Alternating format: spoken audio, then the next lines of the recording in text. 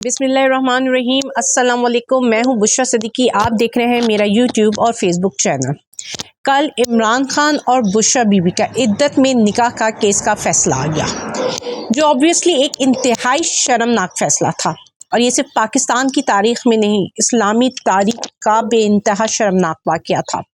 इसमें आइन, कानून, शरीयत सबको पामाल कर दिया गया और इखलाकी गिरावट की हर हद को पार कर लिया गया है। हमारे तमाम शर्मो हया के जो पर्दे थे उनको चाक कर दिया गया, उनको बेनकाब कर दिया गया।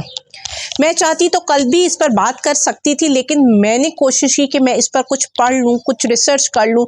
जितने भी आलिम दीन, मौलवी हज़रात, मौलाना हज़रात जिनसे मैं बात कर सकती हूँ, मैं उनसे राब्ता कर लूँ और उनसे उनकी राय ले लूँ और फिर बात करूँ। क्योंकि ऐसा फैसला होते हुए हमने पहली बार देखा जहां पे एक निकाह को 6 साल बाद निकाह को ही गैर नाजायज़ करार दे दिया गया हो।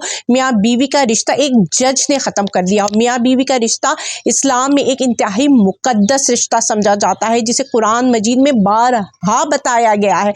लेकिन हमने तमाम आइन, कानून, कुरान, हदीस सबको साइड पर रखकर ये एक फ़ैसला दिया है। और इसके जो इम्पैक्ट हैं, जिसे आप कह लें कि जी बुशरा बीबी और इमरान खान पे पड़ेंगे और सियासी मफादात हासिल होंगे, इसकी जो माशरती इसके इम्पैक्ट हो सकते हैं, असरात हो सकते हैं, वो बहुत दूर तक जा सकते हैं।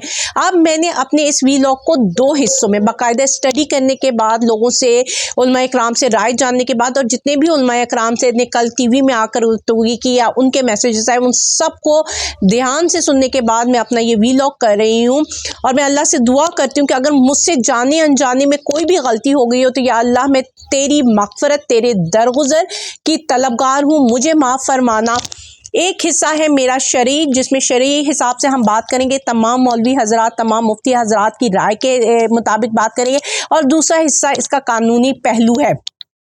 अब अगर आप इसकी बात करते हैं शरीक के, अब मैं आ जाऊँ तो मैं कुछ लोगों के नाम लेना चाहूँगी जिसका इंटरव्यू आप लोगों ने सुन लिया होगा, बयानात सुन लिए होंगे, जिसमें लामा अमीन शहीदी साहब हैं, जिसमें लामा राजा नासिर साहब हैं, जावर बहादुर साहब हैं, मुफ्ती अब्दुर्रहमान आबिद साहब हैं, जिन्होंने सख्त लफ्ज़ों में इस फ़ैसले की मज़म्मत की है और इसको गैर शरीफ फ़ैसला करार दिया गया है। अगर हम कानून और शरई कानून के हिसाब से, कुरान और सुन्ना के हिसाब से इसको देखें तो ये इस कानून को मानना बुशरा बीबी या इमरान खान पर लागू नहीं होता है। जैसे कि मुफ्ती अब्दुर्रहमान आबिद साहब ने कहा है कि ये एक गैर शरीफ फ़ैसला है, और गैर शरीफ फ़ैसला जो है बुशरा बीबी और इमरान खान के रिश्ते को ख़त्म नहीं कर सकता। वो ज़ौजैन थे और ज़ौजैन की तरह रहना उनके लिए हलाल है। और जो कुछ भी गवाही खावर मानिका ने दी है या फिर मुफ्ती सईद ने दी है, वो गवाही मरदूद यानी कि गलत है, उसको नहीं माना जाता। क्योंकि कोई भी ऐसा शख्स जिसके बयानात में फ़र्क हो, जो कि पहले कुछ और बयान दे रहा हो और बाद में तब्दील करके वो बयान दे दिया जाए, तो ऐसे अशख़ास की गवाही मरदूद कंसिडर की जाती है, नहीं मानी जाती है, उनकी गवाहियों की कोई बेस नहीं होती है। तो जो है इसमें हमने औरत पर जो कहते हैं कि आपको है कि मुफ्ती तकी उस्मानी समेत तमाम उलमा के जो तमाम फ़िक़ा है इस्लाम का, उसका इजमा हुआ था और वो इस बात पे मुत्तफ़िक़ थे कि इद्दत मुकम्मल होने का मामला सिर्फ़ औरत की गवाही को ही फ़ौक़ियत हासिल है। मगर अगर औरत कह देती है कि मैंने इद्दत मुकम्मल कर ली, तो बाकी जो मर्ज़ी कोई गवाह दे दे, फ़ौक़ियत औरत की गवाही की होगी। ये तमाम फ़िक़े का इजमा है, मुश्तरका फ़ैसला है। लेकिन जब ये फ़ैसला किया गया तो इसमें औरत की गवाही को कंसिडर ही नहीं किया गया, जबकि वो कह रही थी कि मैं तमाम शरई तकाज़े पूरे करके, इद्दत के तमाम शरई तकाज़े पूरे करके अपने घर से निकली थी और मैं चाहती तो मैं अगले दिन भी निकाह कर सकती थी। ये बुशरा बीबी ने अपने इंटरव्यू में भी कहा था। اس کے علاوہ علامہ راجہ ناصر نے اس کی فیصلے کی شدید مذمت کی ہے. آپ نے امین شہیدی کو سن لیا ہوگا ٹیلی ویژن میں کہ انہوں نے کہا کہ یہ صرف تجاوز نہیں کرنا ہے کہ آئین یا شریعت سے تجاوز کیا گیا، یہ آئین، شریعت، قانون اور سب کو دفنایا گیا ہے، سب کو پامال کیا گیا ہے. اور آپ اگر سورہ بقرہ پڑھیں اور ذرا تفسیر میں جائیں تو اس میں بڑی ایک ایک ورڈ کی وضاحت کی گئی ہے، ایک ایک ورڈ بڑی کلیئرٹی سے بتایا گیا. اس میں تمام مسائل، نکاح سے لے کر طلاق تک کے تمام مسائل کو ڈسکس کیا گیا ہے. اور جو بھی یہ فیصلہ ہوا ہے، مطلب پاکستان، ہم نے اسلامی تاریخ میں تو ایسا فیصلہ نہیں دیکھا، اور اس کی جتنی بھی مذمت کی جائے وہ کم ہے، کیونکہ یہ جو فیصلہ تھا وہ شرعی حکام کے خلاف فیصلہ کیا گیا تھا، اس لیے اس فیصلے کی کوئی بھی حیثیت نہیں ہے.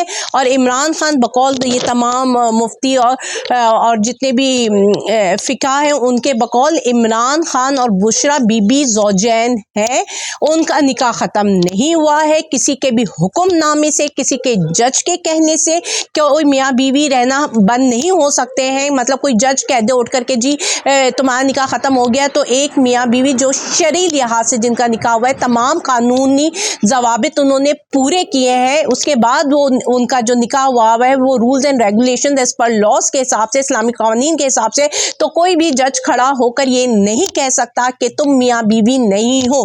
تو جو یہ فیصلہ ہے وہ غیر شرعی فیصلہ ہے، اور جس کا حکم ماننا شرعی لحاظ سے لاگو نہیں ہوتا ہے. اگر جج کہہ دے کہ یہ میاں بیوی نہیں ہے تو ایسا نہیں ہوتا. عمران خان اور بشرا بی بی میاں بیوی ہیں اور حلال ہے ان کا نکاح.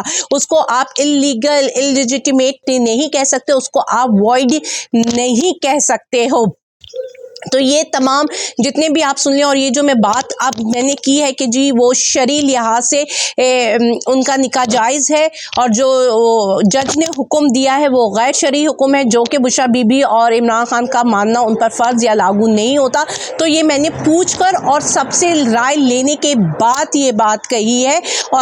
اس لیے مجھے پورا دن لگا، کیونکہ میں صرف ایک کی بات جان کر کے، ایک مولوی نے یا ایک مفتی صاحب نے مجھے یہ کہہ دیا، میں نے کوشش کی ہے کہ میکسیمم کی میں رائے لے سکوں، اور جن کا سب میں ایک لائن ہو، میں اس بات کو کہوں جو میکسیمم نے کہا ہے. تو یہ میں میکسیمم کی رائے آپ لوگوں تک پہنچا رہی ہوں. اب آ جاتی ہوں اگر میں اس کا قانونی پہلو ڈسکس کرنے میں، جو کہ کہہ رہے ہیں جی 496 کے تحت انہوں نے سیکشن کے تحت یہ فیصلہ سنا ہے، جس میں 7 سال کی سزا اور جرمانہ دیا گیا ہے. اور باقی جو کہ صحافی ہیں، جب میں ان کی پوسٹ اور ان کی صحافت پڑھتی ہوں تو مجھے انتہائی دکھ ہوتا ہے کہ انہوں نے صحافت کو کس شرمناک حد تک گرا چکے ہیں.